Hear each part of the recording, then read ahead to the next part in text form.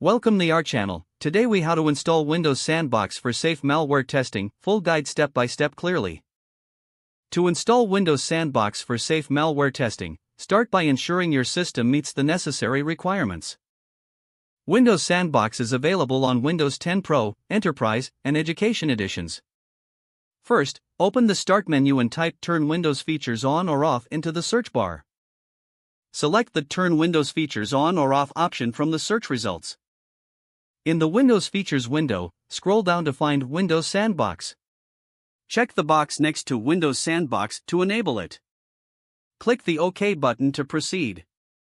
The system will now install Windows Sandbox. After the installation is complete, you may need to restart your computer. Once your computer restarts, open the Start menu again. Type Windows Sandbox in the search bar and click on the application when it appears. Windows Sandbox will launch in a new window. You will see a clean, isolated desktop environment that resembles your main Windows setup. To test malware, simply transfer the files you want to test into this Sandbox environment.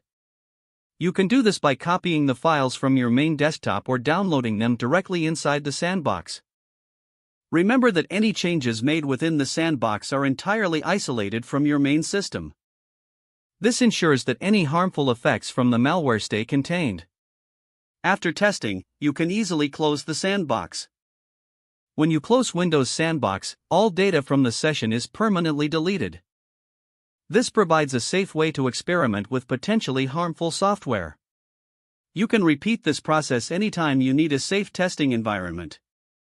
Now you are ready to test malware securely using Windows Sandbox. If the page does not load, refresh the browser or try again in a private or incognito window. Make sure you are using the correct email address, then retype it carefully to avoid small typos. If your password is not accepted, use the reset option and create a new strong password you can remember. Check your spam folder for verification or security emails, then complete any requested confirmation steps.